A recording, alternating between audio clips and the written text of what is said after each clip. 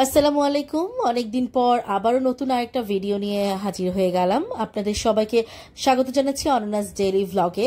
So এই ভিডিওটা বেশ কিছুদিন আগে করা, বেশ কিছুদিন আগে বলতে রমজানের ঈদের পরই করা হয়েছে।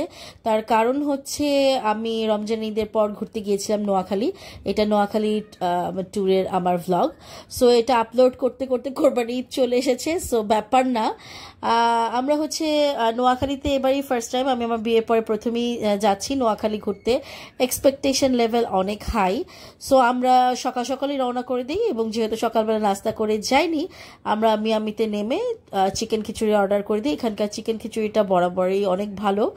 সো আমি খাওয়া শুরু করার পর, যেহেতু চিকেন খিচুড়ি অর্ডার করেছি, খাওয়া শুরু করার পর আমি আসলে চিকেনটা খুঁজতেছিলাম যে আসলে চিকেনটা কোথায়, চিকেনকে আদৌ দিয়েছে। তো দেখলাম যে না, আমার চিকেনটা ভেতরে লুকিয়ে আছে। এরপর খুব মজা করে চিকেন খিচুড়িটা এনজয় করলাম। এবং মিয়ামিতে খিচুড়ি বা এই ধরনের আইটেম ছাড়াও এখানে দই, মিষ্টি বা বেকারি আইটেম, যেগুলো বিস্কিট টিস্কিট, এগুলো অনেক কিছুই আছে। তো আমরা এগুলো দেখছিলাম এবং যেহেতু ওখানে কিছু রিলেটিভের বাসায় যেতে হবে, সো সেখান থেকে আমরা বেশ কিছু জিনিস পিক করে নিচ্ছিলাম। এখানকার মিষ্টি বা এই দই, এই জিনিসগুলো কিন্তু খুব মজার। সো এই হচ্ছে মিয়ামি। যারা এই পথে ট্রাভেল করেন তারা আই থিঙ্ক অনেকেই এখানে নামেন। আর এখানকার যে এর আগের বার আমি কক্সবাজার যাওয়ার সময়, তখন হচ্ছে এখানে আমরা এখানে রেস্টের জন্য আর কি এখানে আমরা সবাই নেমেছিলাম। তো তখন আমার এই শোরুমটা একটু ঘুরে দেখা হয়েছিল। এবার আসলে সময় ছিল না, বিধায় যাওয়া হয়নি। যাই হোক, এরপর আমাদের আবারও যাত্রা শুরু হলো এবং এবার আমরা চলে যাচ্ছি হচ্ছে নোয়াখালীর উদ্দেশ্যে। এবার আমরা যাব নোয়াখালী মাইজদিতে। সেখানে হচ্ছে আমার শ্বশুর বাড়ি অ্যাকচুয়ালি। সো আমরা প্রায় কাছাকাছি চলে এসেছি আমাদের হোটেলের। যেহেতু হোটেলে উঠতে হবে, তার কারণ আমার শ্বশুর বাড়িতে আসলে কেউই থাকে না, জাস্ট দেখতে যাওয়ার জন্য। যেহেতু আমি একবারও যাইনি, জন্য আসলে সবারই এবার প্ল্যান করে যাওয়া হয়েছে। তো এই হচ্ছে আমরা হোটেলে চেক ইন করেছি। এটা আমাদের হোটেল রুম। Not bad. আসলে আমি মানে ঢাকার মতো তো এত ফ্যাসিলিটি বা কক্সবাজারের মতো এত ফ্যাসিলিটি আসলে এইসব জায়গায় আমি এক্সপেক্ট করাটাও ভুল হবে। তো যাই হোক, ছোটোখাটো করে এটা হচ্ছে আমার রুম ট্যুর দিয়ে নিলাম হোটেল রুমের। খারাপ ছিল না, মোটামুটি ভালোই ছিল। সম্ভবত এক এক রুম 2000 বা 2200 করে ছিল পার নাইট। আর এছাড়াও এরা হচ্ছে আবার ব্রেকফাস্টও কমপ্লিমেন্টারি ছিল। যাই হোক, আমরা এখানে 3 দিন ছিলাম হোটেলে। আমাদের বেশি দিন ছিলাম না। এই হচ্ছে আমি আমার শ্বশুরবাড়ির দিকে যাচ্ছি। তো অ্যাজ ইউজুয়াল আমি আপনাকে শুরুতেই বলছিলাম যে আপনাদের যে আমার এক্সপেকটেশন লেভেল অনেক হাই ছিল, বাট মানে অনেকটা পথ। তো মানে আমরা অনেক পথ জার্নি করে এসেছি। আর যেহেতু শুক্রবারের দিন ছিল, জুম্মার সময়, তো নামাজেরও একটা মানে সবাই চাচ্ছিল যে বাড়ির মসজিদে গিয়ে নামাজ পড়বে। সো এই জন্য আসলে অনেক তাড়াহুড়োও করা হয়েছে। অলরেডি যারা ওখানে আছে তাদেরকে বলে দেওয়া হয়েছিল যে আমরা আসছি। মানে এখানে কিছু লোক আর কি বাড়ির দেখাশোনার জন্য থাকে, তারা আমাদের জন্য ডাবটা পেরে রেখেছে। তো সেইগুলোই আসলে আমরা এনজয় করছিলাম। বাসার যারা পুরুষ ছিল তারা মসজিদে চলে গিয়েছে, তারা নামাজ পড়ে এসছে। তো এই হচ্ছে আমার শ্বশুরবাড়ি। যতটা এক্সপেকটেশন ছিল ততটা হয়তো বা মানে হয়নি। তার কারণ হচ্ছে এখানে যেহেতু কেউ থাকে না, তো আমি আসলে অতটা এক্সপেক্ট করাটাও আমার উচিত হয়নি, এটা আমার আসলে ভুল ছিল। যাই হোক, এই হচ্ছে বাড়ির আশপাশ এবং ওই যে সামনে দেখছেন সেটা হচ্ছে মসজিদ, হাতের বামে হচ্ছে পুকুর। সো এই হচ্ছে ইন টোটাল সব কিছুই। এখানে আমার মানে ননাসও এসেছিল, ছোট ননাসও এসেছিল। সো আমরা এখান থেকে ঘুরে ফিরে চলে যাই হচ্ছে মানে চলে যাব এখন হচ্ছে লাঞ্চের জন্য। সেটাও বাড়ির মানে একটা রেস্টুরেন্টেই করতে হবে, যেহেতু এখানে ওই রকম কেউ থাকে না। আর মানে আমরাও আসলে মানে বেশি সময়ের জন্য আসিনি, জাস্ট একটু ঘুরে ফিরে দেখা বাড়ির আশপাশগুলো, এই আর কি। তো এই হচ্ছে আমার শ্বশুরবাড়ি। এরপর আমরা চলে আসি হোটেলে। হোটেলে না, অ্যাকচুয়ালি একটা রেস্টুরেন্টে চলে আসছি, একটা মার্কেটের মধ্যে একটা রেস্টুরেন্ট।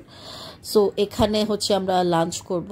সবাই যার যার পছন্দ মতো অর্ডার করছিল। সো আমি এখানে ফ্রাইড রাইস নিয়ে নিয়েছি, মানে মিক্সড ভেজিটেবল ফ্রাইড রাইস। এটা মনে বিফ কারি বা সামথিং কিছু একটা হবে, আমার এই মুহূর্তে মনে নেই। এছাড়াও অন্যান্য যারা সবাই আসলে অনেক কিছু ডাল, মাছ, ভাত সবাই নিয়েছিল।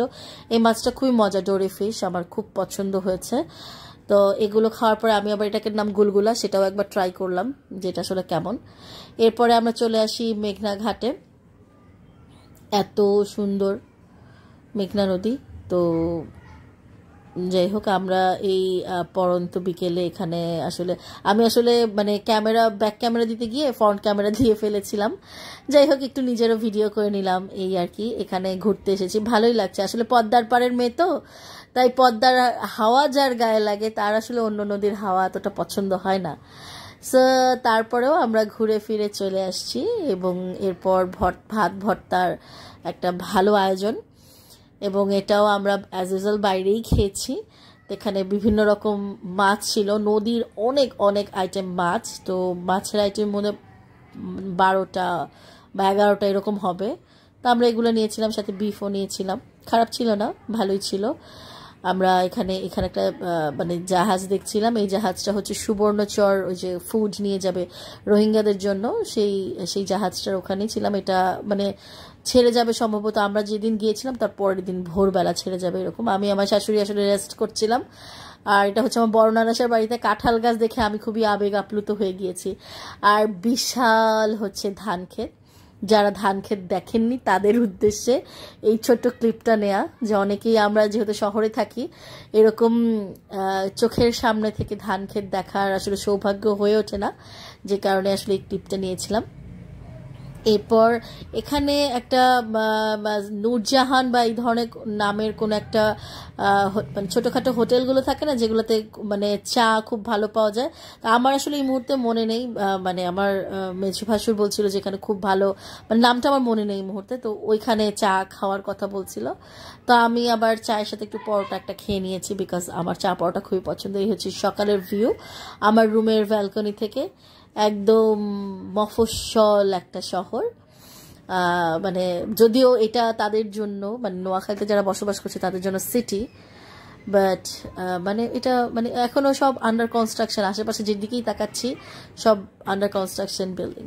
যাই হোক, এইটি হচ্ছে ব্রেকফাস্ট করে নিয়ে আমরা হচ্ছে বেরিয়ে যাই। এটা হচ্ছে কোনো একটা আমার এই মুহূর্তে মনে নেই, কোনো একটা প্রজেক্ট হচ্ছে, মানে পানি উন্নয়ন বোর্ডের কোনো প্রজেক্ট সম্ভবত। আমরা সেখানে গিয়েছিলাম ঘুরে ফিরে। আর এখানে তো যেহেতু এখানে ঘূর্ণিঝড় প্রবণ এলাকা, এই জন্য এরকম ঝাউ গাছ প্রচুর। এরপর আমরা গিয়েছি আমার মেজো জায়ের বাপের বাড়িতে। সো এই বাড়িটারও অনেক বড় ভিডিও ছিল, আমি একটু ফাস্ট ফরওয়ার্ড করে দিয়েছি। তার কারণ হচ্ছে এ বাড়িতেও কেউ থাকে না, একদম কেউ থাকে না, মানে কেউই থাকে না, পুরো সব কিছু বন্ধ। আমাদের জাস্ট একটু দেখতে আসার জন্যই এ বাড়িতে আসা।